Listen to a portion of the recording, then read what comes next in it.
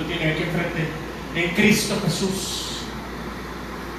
Quiero decir, hace unas, ya tuve la oportunidad de predicar para el Día de las Madres, pero anterior a esto, prediqué un tema que hablaba sobre Jesús, el Rey Eterno, y cómo legalmente, a través de la ley de Moisés, Jesús se vuelve el heredero de el título, el Cristo. El Cristo significa muchas cosas, pero principalmente significa el ungido, el especial, el escogido por Dios. ¿Para qué? Obviamente para ser el Rey Eterno. Y esto tenía grandes implicaciones. Hablábamos de que la Biblia entera se trata del anuncio de Cristo. Desde aquel versículo 15, en el capítulo 3 de Génesis, que se le llama el protoevangelio, desde Génesis 3:15, todo lo que abarca la historia de 4000 años de la Biblia, literalmente se trata de la expectativa de la venida de Cristo. Y en el Nuevo Testamento la Biblia nos lleva a la conclusión de decir: Jesús es el Cristo anunciado durante todas las Escrituras. Ahora, la grandeza de este tema es tan impresionante que muchas de las mejores obras literarias, hablo de televisión, de novelas, se han inspirado en el niño de la promesa, el hombre o la mujer de la profecía, tomándolo de las Escrituras. No es una idea original. Sin embargo, la Biblia habla de este desarrollo, de esa historia, durante 4000 años, donde la Biblia habla de muchos hombres. No se trata acerca de David, de Samuel, no se trata acerca de Abraham, no se trata ni siquiera acerca de Moisés. Todo apunta a una sola persona llamada Jesús, el Cristo. Y este término es importante, porque la Biblia concluye, o más bien el punto específico de la Biblia es que cualquiera que agarre las Escrituras, a pesar de toda la información que esta Biblia contiene, puede llegar a una conclusión sin mucho estudio, más que sentarse y analizar lo que está diciendo, y es anunciar una y otra vez, la venida de que sería la bendición de Dios para el mundo. ¿Quién es ese? Jesús, el Cristo. Entonces, todo el Antiguo Testamento nos habla del ungido. En el hebreo se llama Mesías, en el griego se llama Cristo. Todo el Antiguo Testamento habla sobre él. Va a venir. Y el Nuevo Testamento nos dice: ese niño nacido de la Virgen, ese niño que creció, luego padeció y murió y resucitó, él es el Cristo. Y las implicaciones de que él sea el Cristo tiene una implicación muy sencilla, y es que tú no eres el Cristo. Yo no soy el Cristo. El pastor Hernán o el pastor Jorge no son Cristo. La religión evangélica no es Cristo.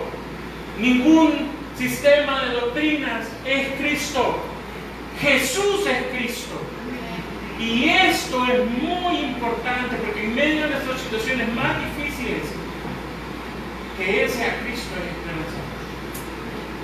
Es la verdad más esperanzadora que existe. Ahora, viene el término en el Nuevo Testamento, y en el Nuevo Testamento se ocupa mucho la frase en Cristo. Dijimos que el hecho de que el trono de Dios sea firme en Cristo y que sea eterno tiene implicaciones para nosotros, porque toda la bendición que la ley promete, nosotros somos herederos.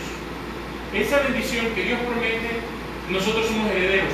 No porque hayamos cumplido la ley, sino porque nosotros estamos en Cristo. El día de hoy, como una segunda parte de aquel mensaje, quiero hablar de lo que significa estar en Cristo. Fíjense lo que dice, esta frase la encontramos en el Nuevo Testamento.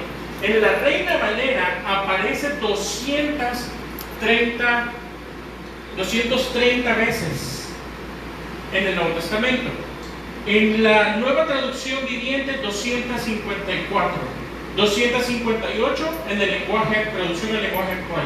214 veces en la Reina Valera antigua. 255 en la Nueva Versión Internacional.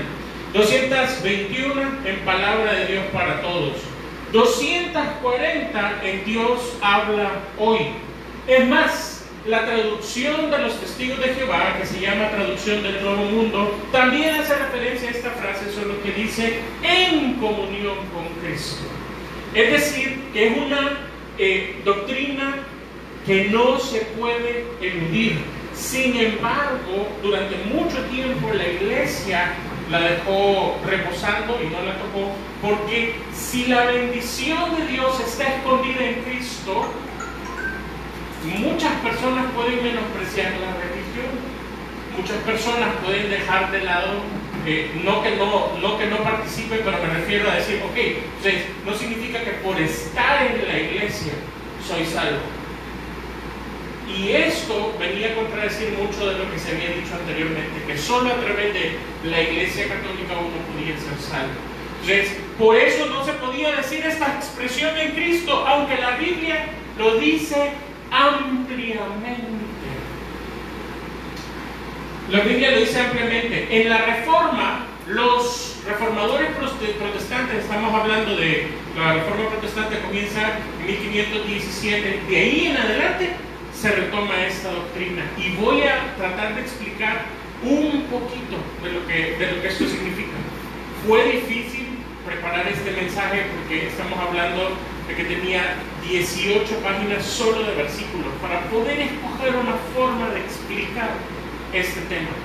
Ahora, solo para que tengamos una idea de lo que esto significa, Efesios 1, 4 al 5 lo dice de la siguiente manera: según nos escogió en Él, es decir, en Cristo, antes de la fundación del mundo, para que fuésemos santos y sin mancha delante de Él, en amor, habiéndonos predestinado para ser adoptados hijos suyos por medio de Jesucristo, de nuevo en Cristo, según el puro afecto de su voluntad.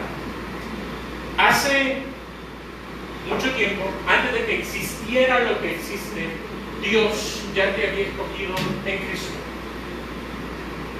Ese plan incluía este día. Todavía no existía todo lo que existía y Dios ya te estaba viendo en este día, en este lugar. Y antes de que la historia existiese, es decir, Dios ya había pensado en ti y en mí y nos había colocado. Y eso es maravilloso. En Cristo, Dios nos predestinó, antes de que existiera todo el destino, nos escogió para ser de Él, para ser sus hijos. O sea que literalmente en Dios no existen las casualidades, pero quiero que entendamos lo siguiente: la bendición del cristiano está en Cristo y no aparte de Cristo Jesús. El día de hoy veremos cuál es la realidad de la persona, del ser humano sin Cristo. Veremos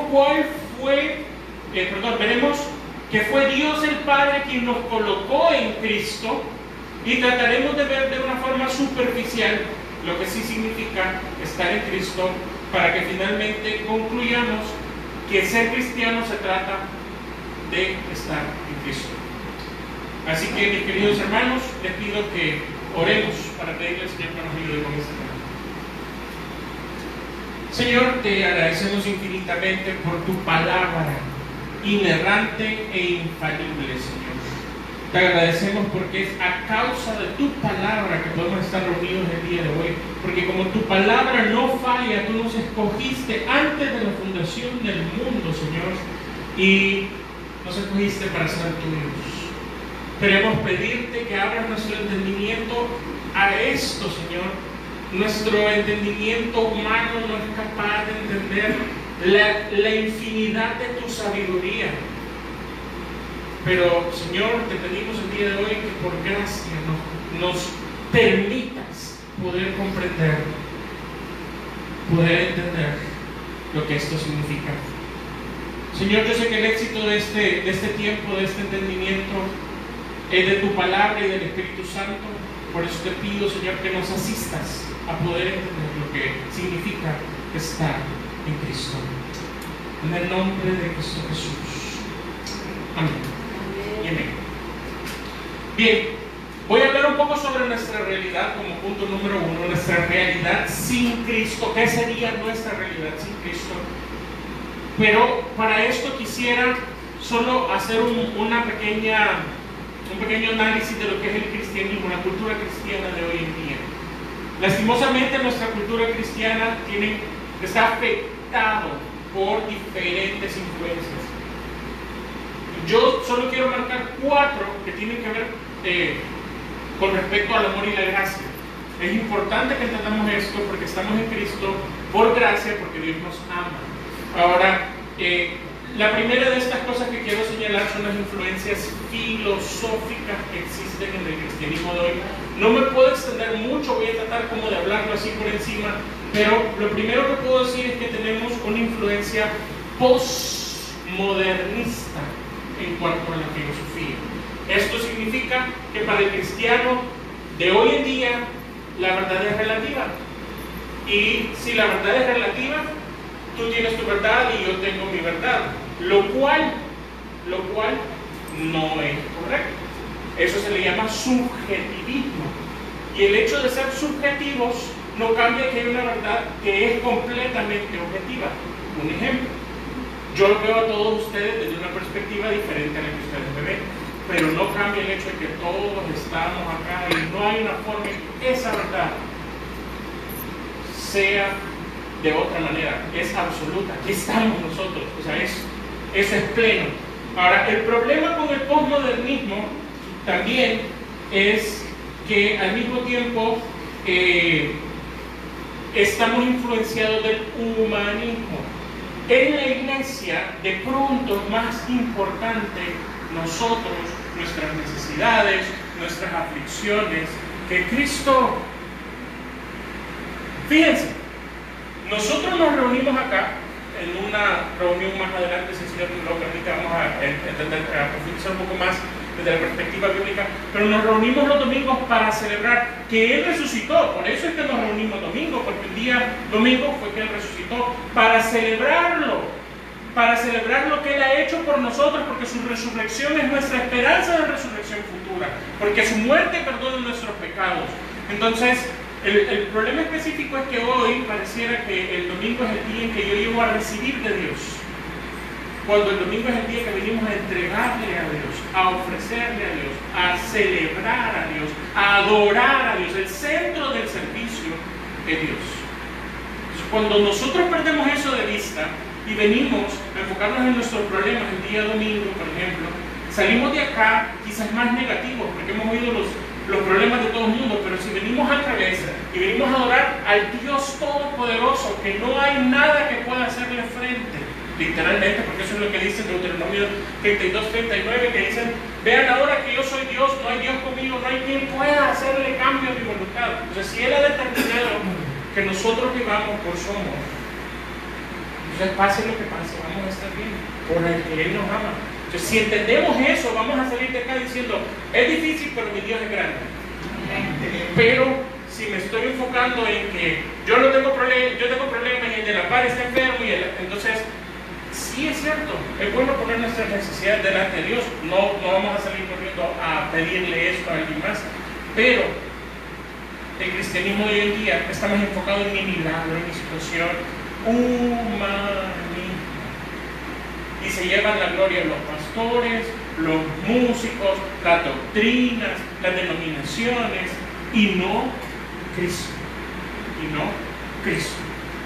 Bien, me extendí demasiado, no voy a explicar tanto esto, pero bueno, entonces el problema específico del posmodernismo hoy es que el cristianismo es muy humanista. No hay nada que sea más anticristo que el humanismo, así, para ponerlo en forma sencilla. Si la reunión se trata sobre cómo tú te comportas, cómo tú vas a tener la bendición, cómo tú, etc., entonces tú eres lo más importante y no Cristo. Y de eso es lo que estamos tratando de decir hoy. El cristianismo está afectado por eso. En segundo lugar, en cuanto al conocimiento, estamos en una cultura antiintelectual, que no ve necesario el profundizar o el conocer más las doctrinas de la iglesia. ¿Para qué vamos a saber tanta doctrina? En tercer lugar, en el cristianismo de hoy tenemos este énfasis de que relacionado con el segundo, no hay que conocer tanto lo de antes, lo que importa es hoy, lo que vivimos y experimentamos hoy. Y si somos bien honestos, históricamente el cristianismo no está tan enfocado en el hoy como en lo que viene después de la muerte, porque de eso se trata. La esperanza que predicamos es lo que viene después de la muerte. Que Dios puede proveer hoy, que Dios nos sustenta hoy, que lo hace por su amor, su gracia, su misericordia. Sí, pero la predicación del Evangelio es para algo que tú y yo no podemos resolver y que nos va a tocar vivir. Se llama la muerte. Todos vamos a pasar por la muerte. En cuarto lugar, referente al conocimiento bíblico, tenemos un cristianismo analfabeta. La mayoría de la gente no lee la Biblia, no le interesa la Biblia. Yo tuve la oportunidad de estar en más de alguna reunión de jóvenes en algún momento de mi vida, y más de algún joven que hoy me dijo: David, es que yo quiero que ores por mí, quiero que Dios me dé el milagro de poder hablar con la autoridad de su palabra. Y dije: ¿podemos hacer eso? ¿Cuánto tiempo estás leyendo la Biblia? No, es que para mí es difícil leer. Ok, entonces, ¿cuál es tu idea de poder predicar bien? De poder hablar con autoridad la palabra. No, pues que yo quiero que Dios me la dé una noche anterior para poderla. Ok. O lo otro que muchos han dicho es como: es que yo quiero saberla toda de la noche a la mañana. Entonces yo le dije, y lo digo ahora, nosotros podríamos recibir de Dios un milagro así, Dios puede hacerlo. Pero la formación de carácter que hay de por medio, de poder apartar tiempo para leer las Escrituras, el podernos gozar con la palabra, el poder llorar encima de la Biblia y decir: ¿cómo es que me amaste tanto, Señor? Literalmente, mis queridos hermanos, esa es la cultura que vivimos hoy. Todos quieren consultar a un profeta, todos quieren que alguien les diga cómo hacerlo, porque no quieren leer y no quieren orar. Ese es el cristianismo oriental. Entonces, viendo estas influencias, hoy sí, hay 5 mentiras que se están diciendo hoy en día en el cristianismo, que opacan el amor de Dios y la gracia de Dios. Y es importante para mí señalarlos junto con la verdad bíblica para que comencemos a entender la profundidad literal del amor de Dios, que amó a seres como yo, malos. Y solo entender lo malo que soy puede ayudarme a entender la bondad de Dios. En primer lugar, la primera mentira que se dice mucho por los cristianos evangélicos, no estoy hablando de nadie más, dice: todos somos hijos de Dios. Esto antes escuchaba que lo decía la iglesia tradicional, pero hoy lo está diciendo la iglesia evangélica. La Biblia dice lo siguiente, Juan 1, 12 y 13: mas a todos los que le recibieron, a los que creen en su nombre, le dio potestad de ser hechos hijos de Dios, los cuales no son engendrados de sangre, ni de voluntad de carne, ni de voluntad de varón, sino de Dios. Ser hijo de Dios es algo exclusivo. No lo digo yo, lo dice la Biblia. No todos son hijos de Dios. ¿Por qué la iglesia dice este tipo de cosas? Es que no queremos que la gente se sienta ofendida, que la gente sienta que el cristianismo es feo. Pero si nosotros le decimos a toda la gente, todos son hijos de Dios, entonces ¿qué necesidad tienen de buscar a Dios? ¿Acaso no van a sentir que Dios les debe por ser sus hijos? Otra mentira. Póngale cuidado. Dios ama al pecador, pero aborrece el pecado. Esta es una frase que suena muy bíblica, pero la dijo Gandhi. No la dijo ningún pastor, ningún teólogo. De hecho, es contrario a lo que dice la Biblia. Miren lo que dice Salmo 5, 4 al 5.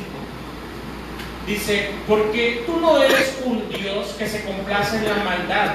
El malo no habitará junto a ti. Los insensatos no estarán delante de tus ojos. aborreces, énfasis, a todos los que hacen iniquidad. Salmo 7:11. Dios es juez justo. Dios está airado contra el impío todos los días. Déjenme aclarar la palabra impío, fíjense, porque no vaya a ser que se malentienda. El impío, hay dos palabras diferentes. Una cosa es el incrédulo y otra cosa es el impío. El impío o el no pío o el no piadoso es aquella persona que, teniendo la obligación de tener su corazón inclinado a Dios por naturaleza, no ama a Dios, no sigue a Dios, no busca a Dios, sino que sus acciones demuestran lo contrario de ser alguien que ama a Dios. Ese es el impío. Ahora, Dios no está airado contra el incrédulo, está airado ahorita en estos versículos, si nos damos cuenta, contra el impío. ¿Por qué estoy hablando de estos versículos? Podría ir a hablar de cualquier otro versículo, pero ahorita estoy hablando porque entiendo yo que estoy hablando de cristianos evangélicos. Entonces, como le hablo a cristianos evangélicos, se supone que todos nosotros deberíamos de ser piadosos y nuestra vida debería reflejar piedad, si no reflejar lo contrario. Y caeríamos muy fácilmente en este grupo. Por eso es que lo que yo quiero aclarar es cuál es nuestra naturaleza sin Cristo. La de ustedes y mías, aquí, en este lugar. Somos merecedores de lo que está hablando ahí, sin Cristo. Número 3. Dios no podría vivir sin ti. Pablo 1:3 dice: todas las cosas por Él fueron hechas y sin Él nada de lo que ha sido hecho fue hecho. La creación necesita un creador, pero el creador no necesita a su creación. El nombre de Dios en el hebreo, que es el lenguaje original en el que se escribió el Antiguo Testamento, está compuesto por 4 consonantes: la Y, la H, la W y la H. Este nombre en su traducción literal significa yo existo por mí mismo. De manera que ustedes y yo necesitamos al que existe por sí mismo, pero Él no nos necesita a nosotros. En esa misma hay una frase, la siguiente mentira: Dios no puede ser Dios sin nosotros. Génesis 1:1 dice: en el principio creó Dios los cielos y la tierra. Siguiendo la misma lógica anterior, quiero decirte lo siguiente: la lógica de este universo es la existencia de Dios. Ahora, sin el universo, Dios sigue siendo Dios. La eternidad anterior, antes de que todo existiera, Dios ya era Dios. No era menos Dios, ni creando todo es más Dios. De manera que yo o tú no eres necesario para que Dios exista.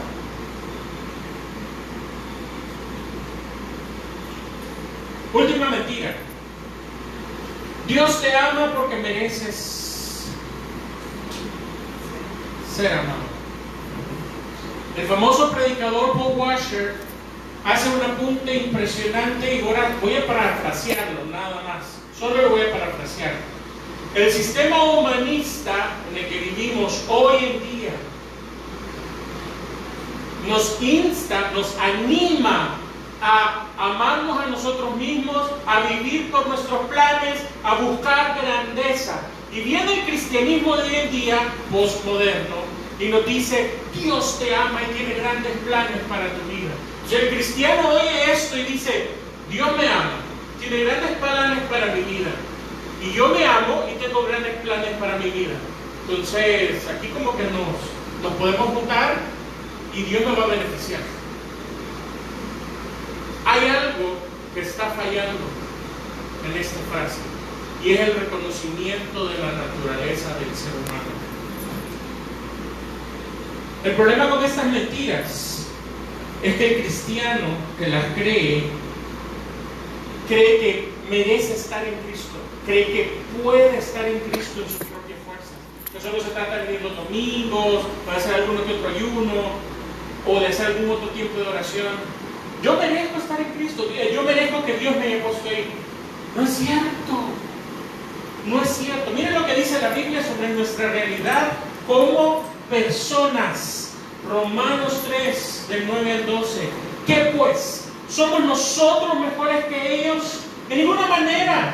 Pues ya hemos acusado a judíos y a gentiles que todos están bajo pecado. Como está escrito, no hay justo, ni aun uno, no hay quien entienda. No hay quien busque a Dios. Todos se desviaron. A una se hicieron inútiles. No hay quien haga lo bueno. No hay ni siquiera uno. ¿Dónde están los creyentes ahí? Aquí. Tú y yo estamos aquí. Si se acuerdan lo que leímos, que fuimos predestinados antes de la fundación del mundo para ser de Dios, es porque tú y yo no podíamos buscarlo. No somos buenos. ¿En qué se lo compruebo? No queremos orar, no queremos leer la Biblia porque nuestra carne se opone. Esa es la verdad, mi hermano. Si viniéramos a una iglesia en donde, bueno, creo que todos venimos a una iglesia donde se predica la gracia, pero hay otras iglesias donde se predica que si tú oras, si tú diezmas, vas a tener y Dios te va a dar. Entonces a la gente le gusta ir a esas iglesias. ¿Por qué le gusta ir a esas iglesias? Obviamente porque sienten que se van a merecer lo que Dios les va a dar. No hay una sola cosa en este mundo, o quisieras todas las cosas de este mundo por las cuales tú podrías merecer algo de Dios, porque nuestra actitud normal es que no entendemos, no hacemos el bien. Con solo el hecho de decir yo voy a dar este dinero para que Dios me dé más, tú estás haciendo algo injusto, tú estás haciendo algo malo, tú estás haciendo por interés. Efesios 2 del 5 al 1, no sé, Efesios 2 del 5 al 1 dice que estábamos muertos en nuestros delitos y nuestros pecados. Nuestra vida antes de Jesucristo era totalmente pecado.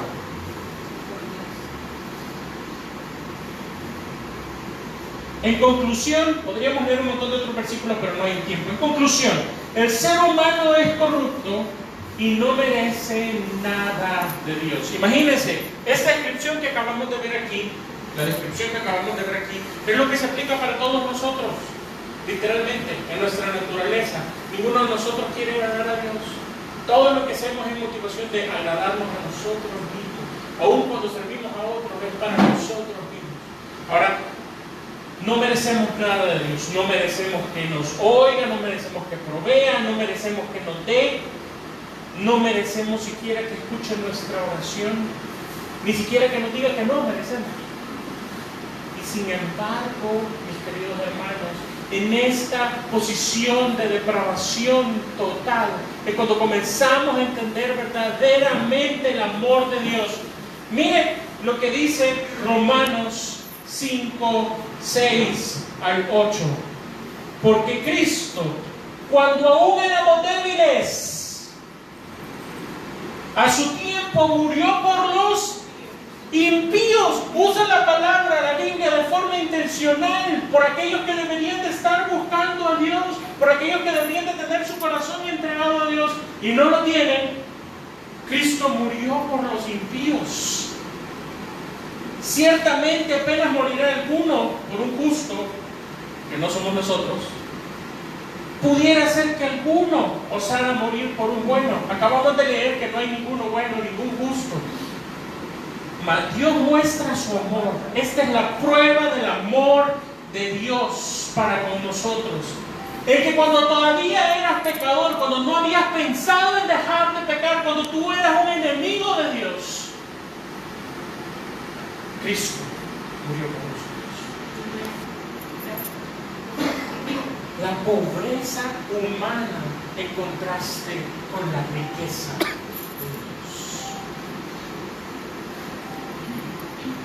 Dios. Es este mismo amor y esta misma gracia la que se manifiesta en el hecho de que estemos en Cristo.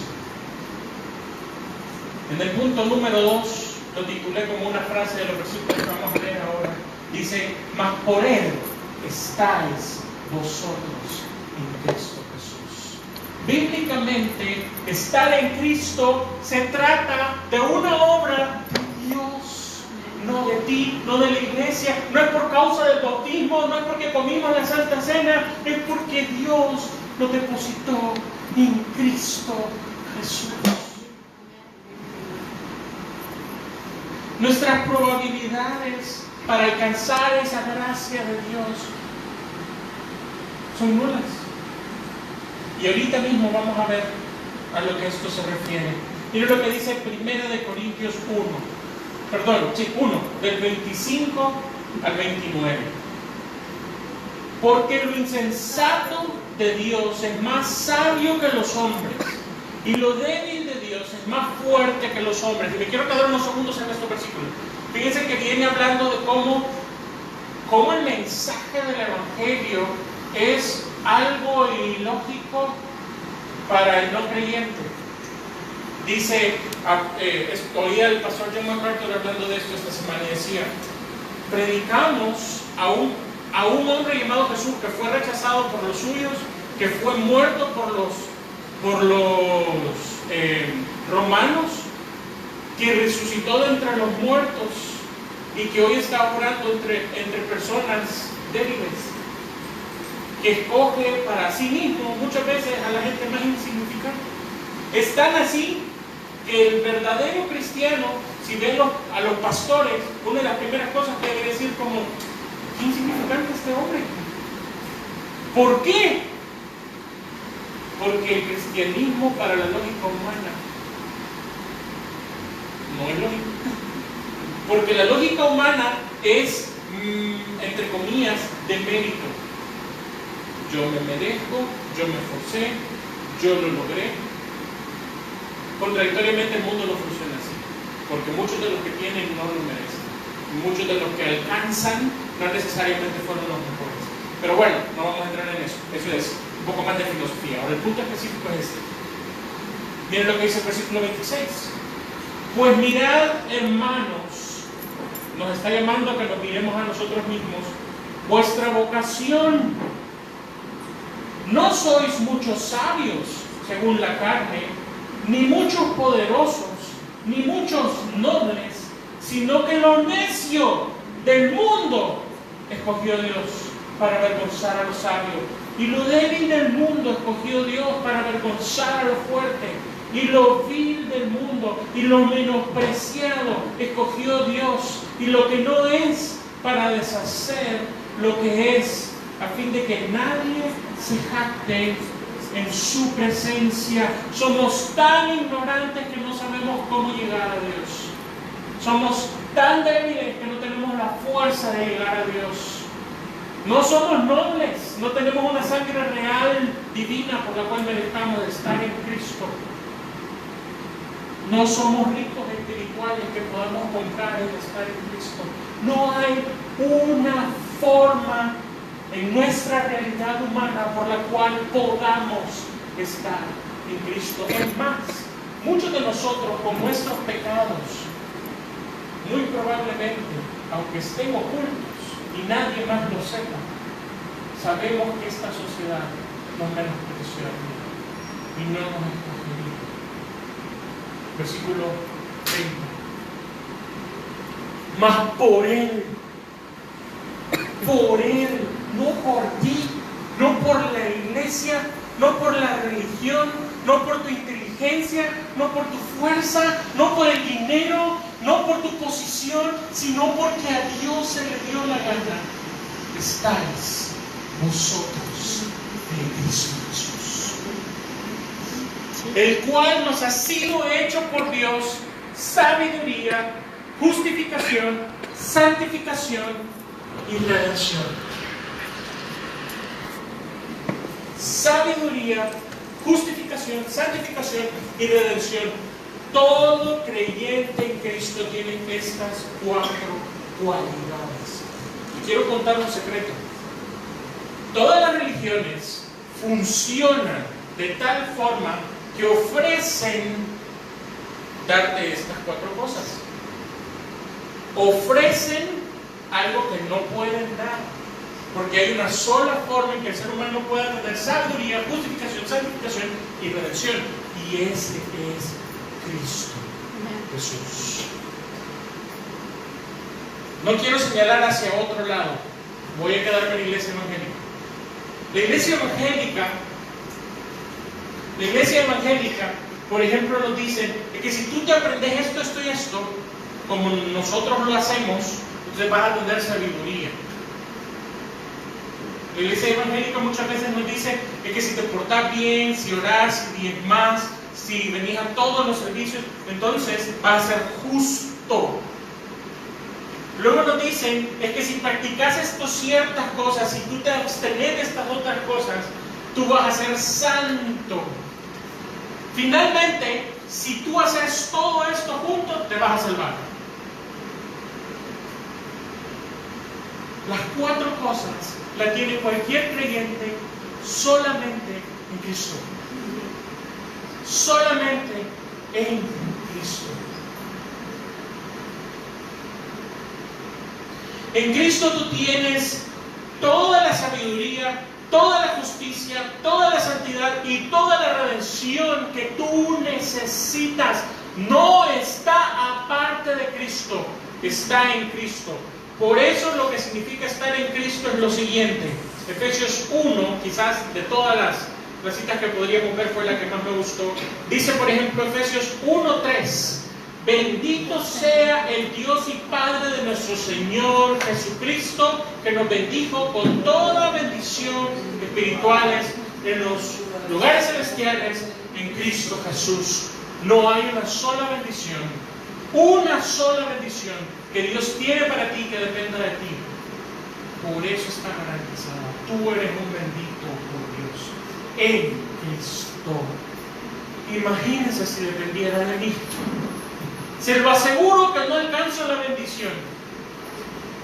Y por eso a veces nuestra forma de orar es inadecuada.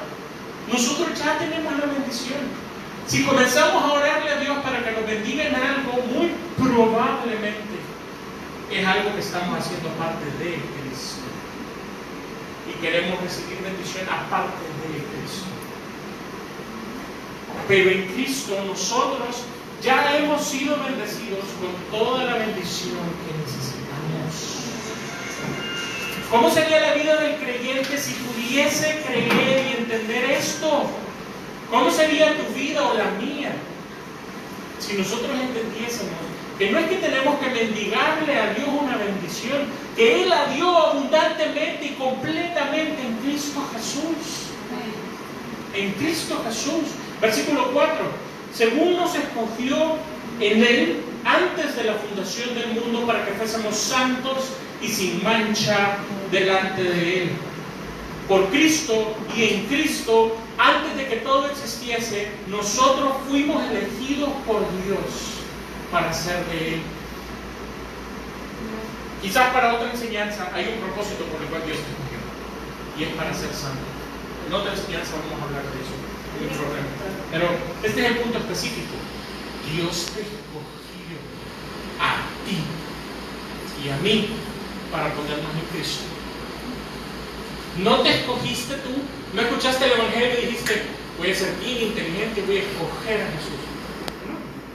No pasó así. No pasó así. Versículos 5 y 6. ¿Cuál fue la razón por la que Dios nos escogió? Dice, en amor.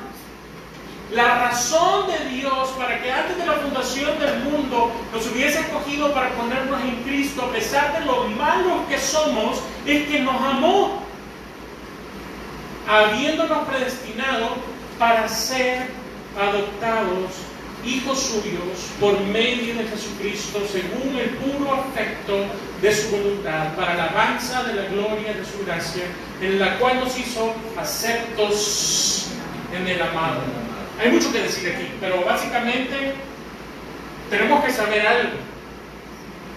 Nosotros somos hijos de Dios, no porque compartimos sus genes, porque no somos dioses. Eso se llama panteísmo cristiano. No somos dioses. Nosotros somos adoptados por Dios. Y como usted sabrá, Ningún hijo adoptado es un hijo no deseado. Él nos adoptó. Somos sus hijos. Y lo hizo a través de Jesucristo y en buen salvadoreño porque se le dio la gana.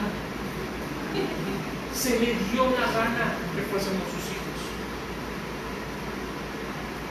La razón por la que existe la iglesia está aquí. En esta frase, hasta el versículo, hasta la coma.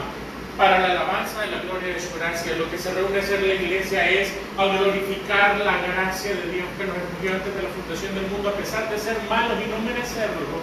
Hoy estamos en Cristo, somos bendecidos, somos hijos, y lo más lindo, hemos sido aceptados por Dios. En Cristo, tú no tienes que hacer nada para que para que Dios te acepte. Dios te pone en Cristo y entonces te acepta. No necesitas hacer ayuno y oración y pasar solamente en la iglesia. Fuiste aceptado en Cristo porque Dios te colocó ahí antes de la fundación del mundo. Si hay algo por lo que peleamos en esta vida es por ser aceptados, por entrar en un grupo social. Hemos sido aceptados en Cristo. Si hay algo por lo que muchos hijos reclaman en la vida es porque se sienten no aceptados por papá. Y le pasa más a los adoptivos. Pero en Cristo nosotros tenemos toda la aceptación como para llegar a papá cuando sea que lo necesitemos. Sin importar la circunstancia, ni siquiera importa si acabas de pecar, tú puedes salir corriendo delante de Dios sabiendo que eres acepto, no por tus obras, sino por Cristo. Versículo 7. En quien, hablando de Jesús, tenemos redención por su sangre, el perdón de pecados, según las riquezas de su gracia. La palabra redención, ya hemos hablado aquí anteriormente, significa compra. Y lo que podríamos decirlo, si unimos los versículos anteriores, es Dios nos compró del mercado de esclavos para ser sus hijos. Así de sencillo. Así de sencillo. Y por causa de esa compra, nosotros también tenemos el perdón de pecados. Dios no te perdona por el sacrificio tuyo. No te perdona porque dices, bueno, voy a hacer más obras buenas que malas. No. Dios te perdona porque la sangre de Cristo fue derramada para que tú, de toda esa maldad que hemos hablado hace un rato, que es nuestra naturaleza sin Cristo, sea perdonado. Versículo 8 al 10. Que hizo abundar para con nosotros con sabiduría e inteligencia, dándonos a conocer el misterio de su voluntad, según su beneplácito, el cual se había propuesto en sí mismo de reunir todas las cosas en Cristo en la dispensación del cumplimiento de los tiempos, así los que están en los cielos como las que están en la tierra. Y para decirlo de forma sencilla, o sea, la sabiduría y la inteligencia de Dios que Él nos ha dado en Cristo nos ayuda a entender algo súper profundo, y es que cuando Cristo vino y murió, todo a nivel universal fue redimido. Todos fueron redimidos. Nosotros, obviamente, por Cristo. ¿Cómo entiendo yo esto? Si eso aplica para muchos cientos de años y aplica para mucho espacio de historia, pues por fe. El Señor nos ha dado la sabiduría y la inteligencia para entender que Cristo es el cumplimiento de todas las promesas. Oigan bien lo que estoy diciendo. Todas las promesas de Dios se cumplen en Cristo. Aún tu provisión de hoy se cumple en Cristo, allá en la eternidad, cuando Dios te puso allá. Entonces no se trata de que si te portas bien te lo voy a dar. No, Dios ha prometido todas esas cosas y Cristo la ganó para nosotros. Versículos 11 y 12. En Él asimismo tuvimos herencia, habiendo sido predestinados conforme al propósito que hace todas las cosas según el designio de su voluntad, a fin de que seamos para la alabanza de la gloria, de su gloria, nosotros los que primeramente esperábamos en Cristo. Nosotros los que primeramente esperábamos en Cristo. Lo que Pablo está diciendo es que los judíos reciben bendición y van a recibir bendición, ojo, los que han recibido a Cristo. Entonces, la herencia de los judíos no es por la ley, no es porque sean Israel, es en Cristo. Eso es lo que dice Pablo. Ellos tienen herencia por causa de Cristo, pero al mismo tiempo, versículos 13 y 14, y también en Él, vosotros, habiendo oído la palabra de verdad, del Evangelio de nuestra salvación, habiendo creído en Él, fuisteis sellados con el Espíritu Santo de la promesa, que es las arras de nuestra herencia hasta que la redención de la posesión adquirida, para alabanza de su gloria. Así como los judíos tienen herencia en Cristo, también nosotros en Cristo tenemos herencia. ¿Qué herencia? Esa herencia es la promesa de la vida en la resurrección por causa de Jesucristo. ¿Qué me garantiza a mí que voy a tener esa herencia? Que tengo el Espíritu Santo. Ninguno de nosotros puede recibir a Jesús si el Espíritu Santo no lo lleva a Cristo. Para cualquier otro momento que sea esa explicación, no hay tiempo en este momento, pero esto es lo que quiero explicar. Dios nos deposita en Cristo allá en la eternidad, y en esta realidad es el Espíritu Santo quien nos lleva a Cristo. El día que tú escuchaste el Evangelio y pudiste creer que Jesús es el Cristo, ese día fue la obra del Espíritu Santo. Ese día se vino a hacer realidad lo que Dios había dispuesto allá en la eternidad, cuando no había creado nada de lo que existe. Vamos a concluir con lo siguiente. Muchos en el cristianismo de hoy en día, siendo infectados por el humanismo y diversas filosofías, están creyendo mentiras. Podríamos ser nosotros mismos esos que creemos mentiras. Pablo nos advirtió de esto en 1 Timoteo 4:1, diciendo que el Espíritu Santo dice claramente que en los postreros tiempos algunos apostatarán de la fe, escuchando espíritus engañadores y doctrinas de demonios. ¿Qué doctrinas son esas de hoy en día? Y lo voy a decir con mucho respeto, pero son: tú eres un campeón, tú eres maravilloso, tú eres un David, tú eres un Josué, tú eres maravilloso, tan maravilloso que Dios no podría vivir sin ti, por eso envió a Cristo. Dios te ama tanto que si hubiese sido el único pecador, entonces Cristo hubiese venido a morir por ti. Eso es humanismo. Eso no dice la Biblia. ¿Por qué creemos esto? Porque suena atractivo, porque suena bonito. Pero esto disminuye lo que significa el amor de Dios. Que cuando todavía no merecías, cuando no habías cambiado de parecer sobre el pecado, cuando no te dolía pecar todavía, Cristo murió para perdonar.